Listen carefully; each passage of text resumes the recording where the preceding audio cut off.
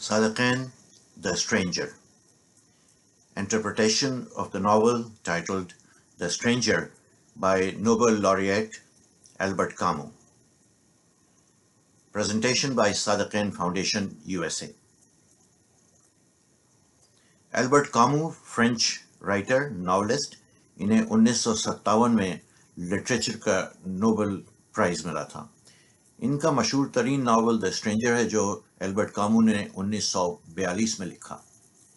صادقین کے پیرس کے قیام کے دوران، جہاں صادقین 1961 سے 1967 تک رہے، ایک فرینچ آرگنائزیشن نے، ایک ریپیوٹیبل فرینچ آرگنائزیشن نے، ثقافتی ادارے نے صادقین کو دعوت دی کہ البرٹ کامو کے ناول دا اسٹرینجر کا السٹریٹڈ ورژن بنائیں.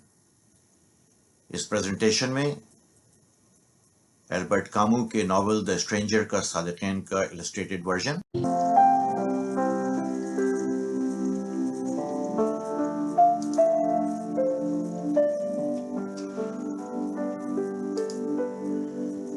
نوبل laureate البرٹ کامو کی سب سے مشہور ناول دا اسٹرینجر کی کہانی کا آغاز شمالی افریقہ کے ملک الجیریا کے ایک قصبے میں ہوتا ہے، جہاں 33 سالہ میرسالٹ، جو اس کہانی کا مرکزی کردار ہی ہے، ایک ٹیلی گرام موصول کرتا ہے جس میں بری خبر ہے.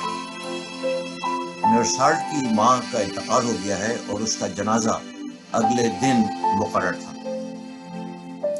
میرسالٹ کام سے چھٹی لے کر اپنے ماں کے جنازے میں شرکت کے لیے جاتا ہے اور آخری رسوم ادا کرنے کے دوسرے دن میرسالٹ ایک قریبی ساحل سمندر پر چہل قدمی کے لیے جاتا ہے، جہاں اس کی ملاقات مری، جو اس ناول کی مرکزی کردار ہے، ایک نوجوان عورت، اس سے میرسالٹ کی ملاقات ہوئی.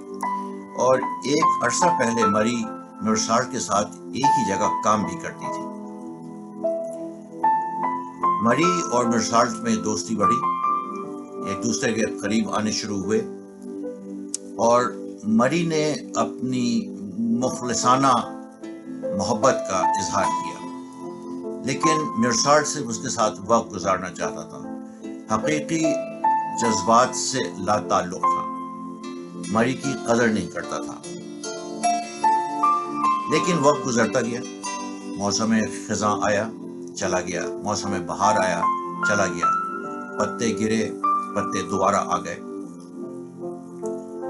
ایک دن مری اور میرسالٹ کے دوست ریمنڈ نے ان دونوں کو ساحل سمندر پر چلنے کی دعوت دی. یہ تینوں دوست جب ساحل سمندر کی طرف روانہ ہوئے تو انہوں نے راستے میں ایک جگہ دیکھا کہ مردوں کا ایک گروہ کھڑا ہوا ہے اور ان میں سے ایک مرد کے ہاتھ میں چاقو ہے، اور یہ وہی مرد تھا جس کا کچھ عرصے پہلے ریمنڈ سے جھگڑا ہو چکا تھا. اس نے ریمنڈ کو زخمی بھی کر دیا تھا.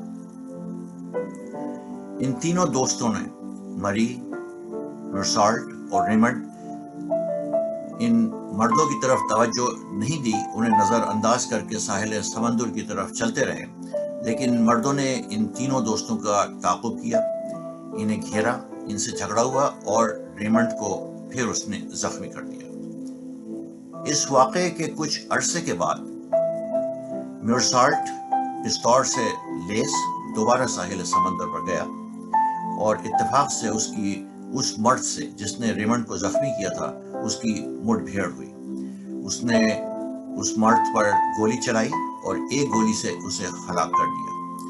لیکن اس کے مرنے کے باوجود میرسالٹ نے 4 اور گولیاں اس پر چلائی. اس واقعے کے بعد پولیس نے میرسالٹ سے پوچھ گچھ کی، اسے گرفتار کیا اور اسے جیل میں ڈال دیا.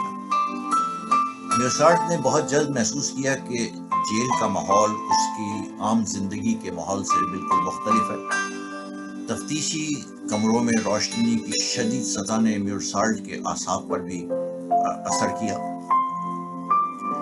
البرٹ کامو نے اپنی کتاب اسٹرینجر میں، دا اسٹرینجر میں، لا اترانجے میں، ایگزسٹینشلزم یعنی وجودیت، نظریہ وجودیت کو پورٹریٹ کیا.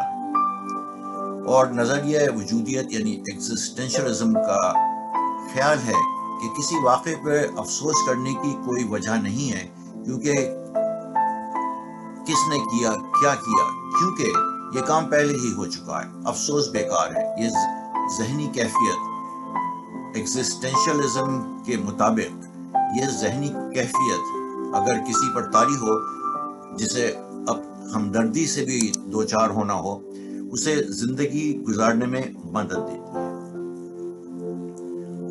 عدالت نے میورسالٹ کے لیے ایک وکیل مقرر کیا، لیکن میورسالٹ نے وکیل کی بات ماننے سے بالکل انکار کر دیا، اور وکیل نے بھی یہ نتیجہ اخذ کیا کہ میورسالٹ جو ہے جذباتی طور پر اپنے جرم سے اتنا دور ہے، اور اس واقعے کے بارے میں جذبات کی کمی اتنی ہے کہ اسے یہ احساس نہیں ہے کہ اس کا انجام کیا ہوگا۔ جیسے جیسے مقدمے کی سماعت آگے بڑھی، میورسالٹ کارروائی سے تیزی سے دور ہوتا گیا، اور اس کے سامنے یہ بات واضح ہو گئی تھی کہ اس کی جذباتی حالت کی تفصیلات میورسالٹ کی قسمت پر مہر لگا چکی ہیں۔ جیل میں میورسالٹ سے ایک پریسٹ نے بھی ملاقات کی اور اسے خدا کی طرف رجوع کرنے کی کوشش کی، لیکن وہ ایسا نہ کر سکا اور میورسالٹ کو الحاد سے باز نہ رکھ سکا، حتیٰ کہ پریسٹ اور میورسالٹ میں تصادم بھی ہوا۔ اس کتاب میں البرٹ کامو نے میورسالٹ کی مذمت کی ہے، اس کے رویے کی مذمت کی ہے، اور براہ راست انصاف کے ثوابدیدی عنصر کی جانچ پڑتال بھی کی ہے۔ تفتیشی سرکاری اہلکار یعنی پروزیکیوٹر نے میورسالٹ کو بتایا کہ اگر میورسالٹ توبہ کر لے اور عیسائیت کی طرف رخ کرے تو ہو سکتا ہے کہ اس کی سزا میں کمی ہو جائے، لیکن میورسالٹ نے یہ دعویٰ کرنے سے انکار کر دیا کہ اس نے مذہب میں نجات پائی ہے۔ اس کی جذباتی دیانت نے اپنے تحفظ کا احساس پیدا کیا، اور اس نے اپنے جرم کے نتیجے میں سزا قبول کر لی۔ میورسالٹ کو ہیلوسینیشنز بھی ہوئے، رات میں ڈراؤنے خواب بھی آئے، وہ خوف زدہ بھی ہوا، لیکن آخر میں میورسالٹ نے موت سے صلح کر لی۔